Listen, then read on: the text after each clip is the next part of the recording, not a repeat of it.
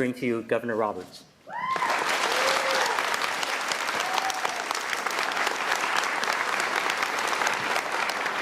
Thank you very much, Mr. President. And first of all, welcome to everyone. What a great evening this is. And congratulations to OCCC's class of 2013.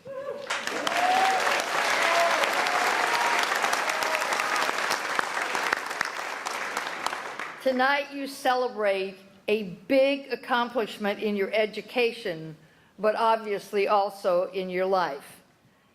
So I would like to share another story of accomplishment that comes from way back in Oregon history. In 1865, a bright and brave 13-year-old girl named Harriet Hitchcock began a treacherous journey across the continent and across the Oregon Trail with her family. Let me share with you some of Harriet's own words. "This morning," she wrote in her diary, "we commenced to climb the snowy range, and we soon found the tug of war in our journey was only just begun. We could see the top of one hill and think that was the last, but when we gained that, others kept rising before us. To look back and retreat seemed utterly out of the question. To look forward was to look directly upward, as the ascent seemed almost perpendicular. But remembering our motto, perseverance, we doubled our teams and we went on. At last, when all hope was nearly left us, we found ourselves on top of that beautiful range, and we felt that we were monarchs of all we surveyed." When Harriet wrote this account in her diary in 1865, I doubt that she could have imagined that her writing would gain a place in Oregon history, not simply as one of the hundreds of Oregon Trail diaries housed by the Oregon Historical Society, but her words would be the opening statement quoted in my inaugural address on January the 14th, 1991, when I became Oregon's first woman governor. And what Harriet could not have known or imagined 125 years earlier is also the case for each of us. Every word we speak, every sentence we write, every step we take, every action we choose can impact others, can make a difference, can even make history. And even though my great-great-grandparents came on the Oregon Trail in 1853, like Harriet, I had no expectation that I could ever make history. As a young girl growing up in a small town in Yamhill County, I had few expectations for my life. I certainly had no women role models, not political by any means, no women mayors or county commissioners, no women school principals or business owners, not even a woman on the school board. For my generation, like Harriet, the climb to a place in history for a woman would have seemed too tough, too steep, pretty much impossible. But over the years, I have learned that personal leadership can arrive as a total surprise in your life. The best description I've ever heard came from President John Kennedy when he was asked how he became a war hero. He answered, "It was involuntary. They sank my boat." Well, I can verify that sometimes personal leadership is thrust upon us when we least expect it, and we may feel totally unprepared to step up. That was my situation in 1971, as you heard a minute ago, when as a parent seeking educational rights for my autistic son, I stepped completely out of my comfort zone to become a citizen lobbyist in the Oregon legislature. My older son, Mike, had been sent home from school in the first grade, not for the day, but forever. His handicap meant that he had no rights to a public school education. In the early 1970s, the laws, both state and federal, gave my son no recognition, no rights, and no recourse. Finally, I could no longer accept the unfairness, the inequity, the fact that Mike's disability would be exacerbated by his also being uneducated. I was raising 2 sons with no child support and a low-paying office job, but I was unwilling any longer to let these challenges shortchange my son. I finally realized that I had 2 crucial assets: a just cause and a mother's anger.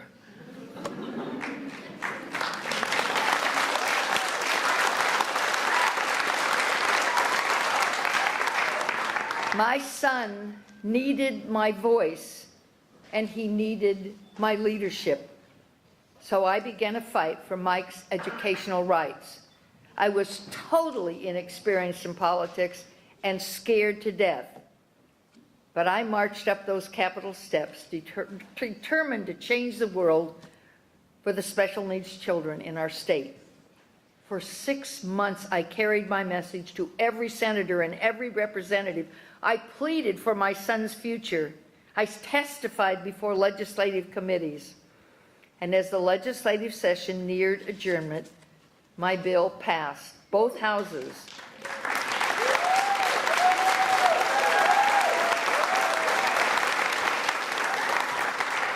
And when Governor Tom McCall signed my bill in June of 1971, Oregon had the first such special education rights law in the United States of America.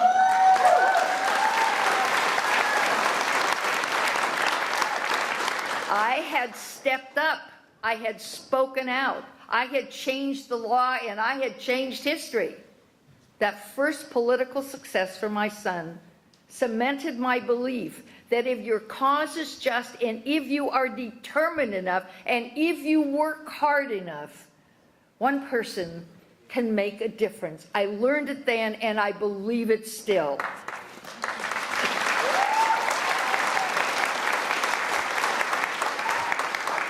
Need and love thrust leadership on my shoulders.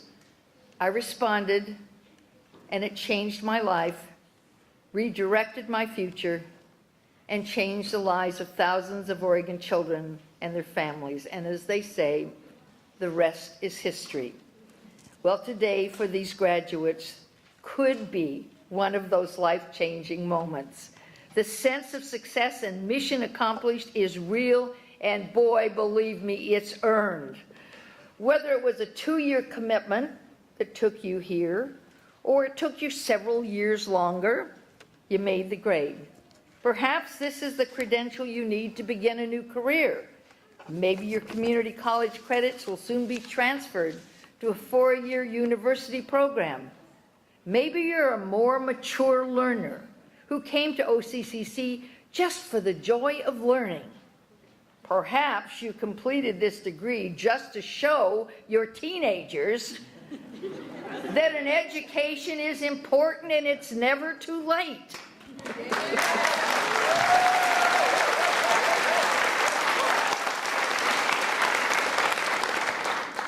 And to that, I can personally attest. Now, I want to explain I'm clearly no longer job hunting at age 76. My resume is pretty impressive and doesn't need padding. I have 3 honorary degrees, and I've written 2 books, and I've had a decade of experience teaching at Harvard and Portland State. However, next year, I am returning to college to finish the degree that I started, worked on for years, and finally postponed, sometimes for lack of money and sometimes for lack of time, over several decades. Well,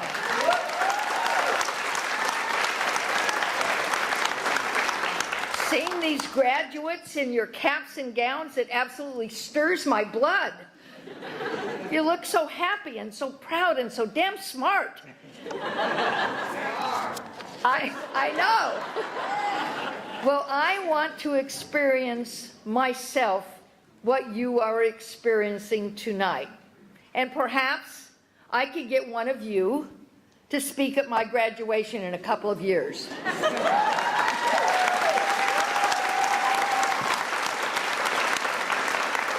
It's been a pretty winding road from my small town of Sheridan to the Oregon governor's office. It's been challenging, exciting, and occasionally I've gained a little scar tissue on the journey. And in the 20 years since I left office, there have been a number of new lessons. I have learned that you are never too old to try a new career. I've learned that I am a total failure at retirement. I just can't learn how to say no. Otherwise, I wouldn't be here tonight. And boy, did I learn something when I moved to Massachusetts for 4 years after I finished office. I learned that I am truly a Westerner. I miss the people of the West, their warmth and their friendliness and their openness. I miss the extraordinary beauty of Oregon, every part of Oregon. Plus, I was frustrated by Americans on the East Coast who could not seem to learn how to say the name of our state.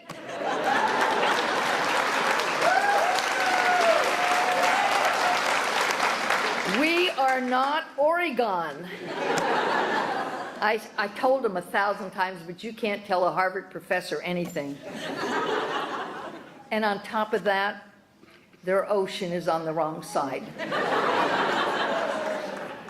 So I came home to Oregon, forever grateful to be back in the state I love, and I'm not leaving again.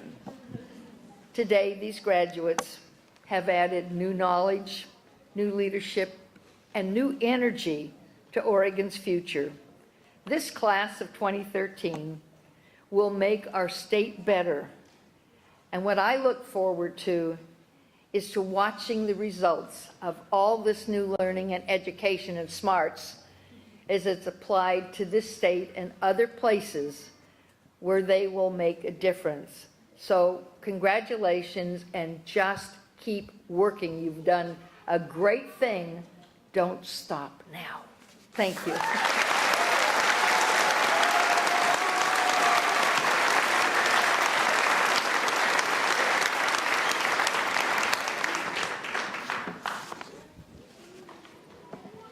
Well, Governor Roberts, when you're at Merrillhurst, drinking a lot of coffee at the late nights to stay up to cram, and we'll be thinking of you.